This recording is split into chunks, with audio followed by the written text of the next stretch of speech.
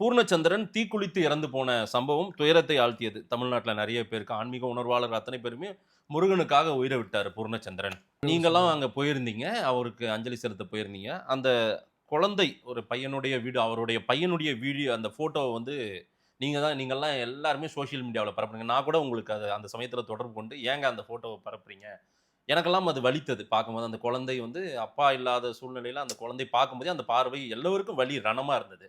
ஏன் பிஜேபி உங்க உங்க அரசியலுக்காக அதை நீங்க பயன்படுத்துறீங்களா அந்த ஃபோட்டோவ? ஃபோட்டோ பார்த்த உங்களுக்கே இவ்வளோ ரணமா இருக்கே. நேர்ல பார்த்தா எங்களுக்கு எப்படி இருக்கும்? இல்ல நீங்க அந்த ஃபோட்டோவை மட்டுமே அதிகம் பரப்புவதன் மூலமா, நீங்க என்ன மெசேஜ கடத்துறீங்க? யாருக்கு என்ன மெசேஜ் சொல்றீங்க நீங்க? உங்க அரசியலுக்கு அந்த குழந்தை தான் உங்களுக்கு கிடைச்சதா? சரி ஒரு ஃபோட்டோ எடுத்துட்டீங்க. அந்த இப்போ பையன் ஒரு துயரமா இப்போ நிக்கிறான். இப்போ நீங்க இந்த கேள்வி கேட்டீங்க பார்த்தீங்களா? இத விட ஒரு அசிங்கமான ஒரு கேள்விய நான் வாழ்க்கையில சந்திச்சது இல்ல. ஏங்க அந்த இத பையனுக்கான விட உரிமை அசிங்கமா வேணும் நானுமே இத விட அசிங்கமா ஒருத்தரால கேள்வி கேட்க ஏங்க முடியாது. ஆமாங்க. நீங்க நான் உட்கார்ந்து என்ன கேட்கிறேன், ஒட்டுமொத்தமா அந்த ஃபோட்டோவ மட்டுமே அரசியல் பண்ணிட்டீங்க. உங்களுக்கு அத பார்க்கும்போது வலி, வலிக்குதுன்னா, வலி. அத அத அத நேர்ல பார்க்குற எங்களுக்கு வலிக்கும்ல. எங்க வலிய தானே நாங்க ஷேர் இல்ல நீங்க பண்றோம். வலிய கடத்தல. நீங்க உட்கார்ந்துகிட்டு திமுக வன்மத்த கொட்டியிருந்தீங்க அந்த ஃபோட்டோவ போட்டு. பூரணச்சந்திரனுக்கு தீ வச்சது என்ன திமுகவா என்ன? என்னங்க இது அரசியல்? நீங்க பண்ண அரசியல் அப்படித்தான் இருந்துச்சு அது. நீங்க பண்ண பிஜேபி காரங்க எழுதுனதெல்லாம் நான் பார்த்துட்டு இப்ப தான் இருந்தேன். நீங்க தான் அத சொல்றீங்க. ஆமா. திமுக தான் பூர்ணச்சந்திரன் அவர்களுக்கு தீ வச்சது அப்படின்னு சொல்லி. நீங்க அப்படிதான் எழுதிருந்தீங்க எல்லாரும். அதான் நீங்க உ அத் அத்தன பேரும். அதானே உண்மை. அதான உண்மைன்னு ஏங்க யாருங்க ஒரு உயிர் போறத யாராவது அனுமதிப்பாங்களா? இன்னொன்னு அவரு போய் போலீஸ் பூத்ல போயிட்டு தீ வச்சு இது பண்ணிக்கிட்டாருங்க.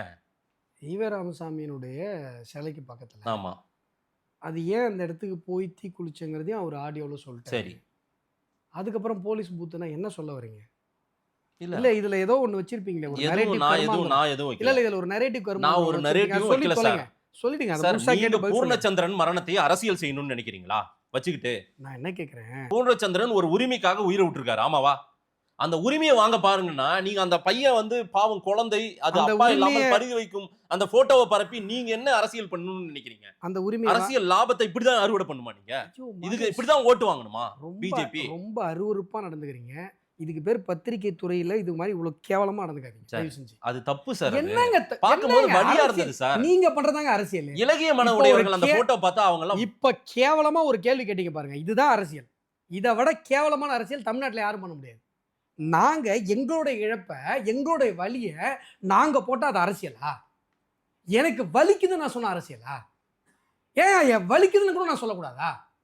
என்னதான் கருமாந்தரம் பண்ணிட்டு இருக்கீங்க தமிழ்நாட்டுல? எனக்கு வலிக்குது, வலிக்குது நான் சொன்னா அரசியல்யா நீ?